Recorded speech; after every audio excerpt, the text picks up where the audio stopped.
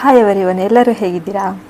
ಶ್ರೀ ಗುರು ರಾಘವೇಂದ್ರಾಯ ನಮಃ. ಇಂದು ನಾವು ತಿಳಿಯಬೇಕಾದ ಇದು ಬಹು ಮುಖ್ಯವಾದ ಮಂತ್ರ. ಈ ಮಂತ್ರವನ್ನು ಕೇವಲ ದಿನಕ್ಕೆ 108 ಬಾರಿ ಜಪಿಸಿದರೂ ಕೂಡ ಒಂದು ಅದ್ಭುತ ಫಲ ಅನ್ನೋದು ನಮಗೆ ಸಿಗುತ್ತೆ. ಮನಸ್ಸಿಗೆ ಶಾಂತಿ, ಮನೆಯಲ್ಲಿನ ಕಲಹಕ್ಕೆ ಶಮನ, ಹಣದ ಸಮಸ್ಯೆಗೆ ಪರಿಹಾರ ಹಾಗೂ ಆರೋಗ್ಯ ಸಮಸ್ಯೆಗೂ ಶಿಫಾರಸು.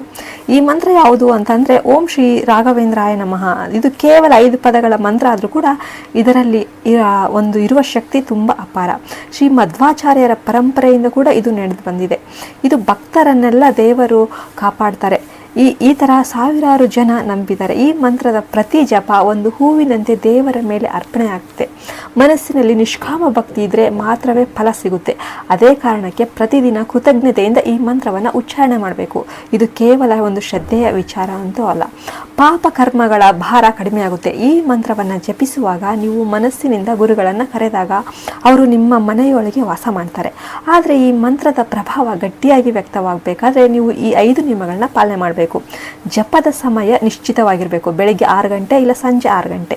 ಶುದ್ಧ ಮನಸ್ಸಿನಿಂದ ಮಾಡಬೇಕು. ಆಸೆ, ಕ್ರೋಧ, ಅಹಂಕಾರ ಇವ್ಯಾವೂ ಇರಬಾರ್ದು. ಗುರು ಭಾವನೆ ಇಟ್ಕೋಬೇಕು.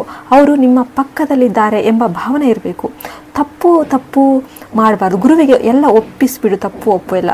ಜಪ ಶಕ್ತಿ ಇದೆಲ್ಲ ದ್ವಿಗುಣ ಆಗುತ್ತೆ. ದಿನಕ್ಕೊಮ್ಮೆ ಗುರು ಚಿತ್ರಕ್ಕೆ ನಮನ ಮಾಡಿ ನಿಮ್ಮ ಮನಸ್ಸು ಶುದ್ಧವಾಗುತ್ತೆ. ಈ ಎಲ್ಲ ನಿಯಮಗಳನ್ನು ನೀವು ಪಾಲಿಸಿದ್ರೆ ಈ ಮಂತ್ರ ವಸ್ತುವನ್ನು ಆಕರ್ಷಿಸಲು ಸಹಾಯ ಮಾಡುತ್ತೆ. ಈ ಮಂತ್ರದಲ್ಲಿ ತುಂಬ ಒಂದು ಪವರ್ಫುಲ್ ಆಗಿರುವಂಥ ಮಂತ್ರ.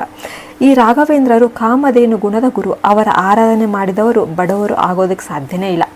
ಈ ಮಂತ್ರವನ್ನು ಮನೆ ಹೊರಗೆ, ವಾಹನದಲ್ಲಿ, ಹಾಸಿಗೆ ಮೇಲೆ ಎಲ್ಲೆಲ್ಲಿ ಕೂಡ ಜಪ ಮಾಡ್ಬೋದು. ಈ ಮಂತ್ರವನ್ನು 1 ಹೊತ್ತು ಮಾಡ್ಬೋದು. ಇನ್ನು ಒಂದೇ ಹೊತ್ತು ಮಂತ್ರ ಜಪ ಮಾಡಿದರೆ ಇದು 1000 ಪಠನೆಯ ಒಂದು ಫಲವನ್ನು ನಿಮಗೆ ಕೊಡುತ್ತೆ. ಈ ರಾಘವೇಂದ್ರ ಮಂತ್ರವು ಪಾಪ ಸಂಚಯವನ್ನು ಎಲ್ಲ ಕೂಡ ಕರಗಿಸುತ್ತೆ. ಅವರ ದಯೆ ಬಂದರೆ ಕರ್ಮದ ಬಲವು ಬಾಗಿ ಹೋಗುತ್ತೆ. ಅದಕ್ಕಾಗಿ ನಿರಂತರ ಜಪ ತುಂಬ ಮುಖ್ಯ. ಇದೀಗ ನೀವು ಕೇಳಬೇಕಾಗಿದ್ದು ಏನಂತಂದರೆ ಈ ಮಂತ್ರವನ್ನು ಎಷ್ಟು ದಿನ ಜಪಿಸಬೇಕು.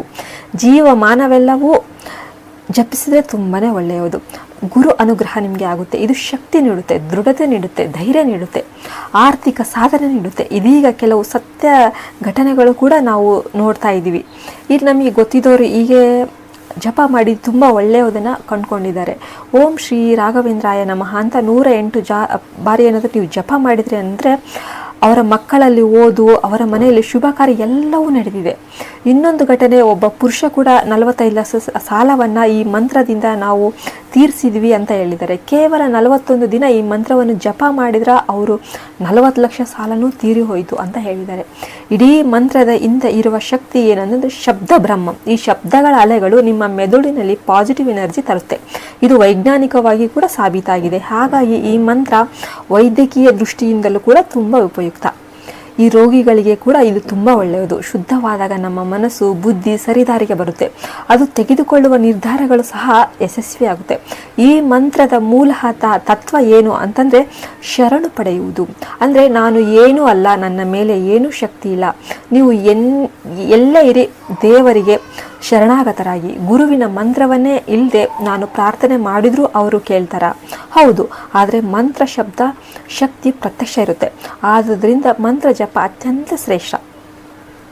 ಶ್ರೀ ರಾಘವೇಂದ್ರ ಸ್ವಾಮಿ ಮಠ ಮಂತ್ರಾಲಯ ನಿಮ್ಮ ಮನೆಯ ಪೂಜಾ ಕೋಣೆ, ಹಸಿರು ತೋಟ ಅಥವಾ ನದಿ ತೀರ, ತಂಗಾಳಿಯ ನಡುವೆ ಏಕಾಂತ ತಾಣ, ನೀವು ಎಲ್ಲಿ ಬೇಕಾದರೂ ಆ ತಪಸ್ಸನ್ನು ಮಾಡಬಹುದು, ಜಪವನ್ನು ಮಾಡ್ಬೋದು. ದೀಪ ಬೆಳಗಿಸಿದ ಕೋಣೆ, ಶುದ್ಧ ಮನಸ್ಸಿನೊಂದಿಗೆ ನೀವು ಇದನ್ನು ಮಾಡಬೇಕು. ಈ ಮಂತ್ರದ ಜಪ ಸಮಯದಲ್ಲಿ ದೀಪ, ಧೂಪ, ಹೂವು ಇಡಬಹುದು. ಅದರಿಂದ ನಿಮ್ಮ ಇಂದ್ರಿಯಗಳು ಸಕ್ರಿಯ ಆಗುತ್ತೆ. ಪರಿಮಳ, ಶಬ್ದ, ದೃಶ್ಯ, ಸ್ಪರ್ಶ ಎಲ್ಲವೂ ಕೂಡ ಶುದ್ಧವಾಗುತ್ತೆ. ಅಂತೆಯೇ ನಿಮ್ಮ ಮನಸ್ಸು ಶುದ್ಧವಾಗಿ ದೇವತಾರಾಧನೆಗೆ ತಯಾರಾಗುತ್ತೆ. ಇದು ಧಾರ್ಮಿಕ ನಂಬಿಕೆ ಮಾತ್ರ ಅಲ್ಲ, ಇದು ನಿಮ್ಮ ಆತ್ಮದ ಶುದ್ಧತೆ, ನಿಮ್ಮ ಮನಸ್ಸಿನ ಸ್ಥಿರತೆ, ನಿಮ್ಮ ಜೀವನದ ಗುರಿಯತ್ತ ಸಾಗುವ ದಾರಿ. ಅದಕ್ಕಾಗಿ ಎಲ್ಲರೂ ಓಂ ಶ್ರೀ ರಾಘವೇಂದ್ರಾಯ ನಮಃ ಅಂತ ಈ ಒಂದು ವಾಕ್ಯ ನಿಮ್ಮ ಜೀವನದಲ್ಲಿ ಒಂದು ಅದ್ಭುತವಾದ ಪರಿಣಾಮಗಳನ್ನೇ ಸೃಷ್ಟಿ ಮಾಡುತ್ತೆ ಅಂತ ಹೇಳ್ಬೋದು. ಅಂತಿಮವಾಗಿ ಯಾರು ಈ ಮಂತ್ರವನ್ನು ಭಕ್ತಿಯಿಂದ ಹಾಗೂ ಶ್ರದ್ಧೆಯಿಂದ ಉಚ್ಚಾರ ಮಾಡಿದಾರೋ ಅವರಿಗೆ ರಾಘವೇಂದ್ರ ಸ್ವಾಮಿ ಕಷ್ಟ ಕೊಡೋದೇ ಇಲ್ಲ. ಎಲ್ಲವೂ ಮಂಜಿನಂತೆ ಕರಗಿ ಹೋಗಿಬಿಡುತ್ತೆ. ಅವರ ಭವಿಷ್ಯ ಭದ್ರವಾಗಿರುತ್ತೆ. ಓಂ ಶ್ರೀ ರಾಘವೇಂದ್ರಾಯ ನಮಃ. ಓಂ ಶ್ರೀ ರಾಘವೇಂದ್ರಾಯ ನಮಃ. ಓಂ ಶ್ರೀ ರಾಘವೇಂದ್ರಾಯ ನಮಃ.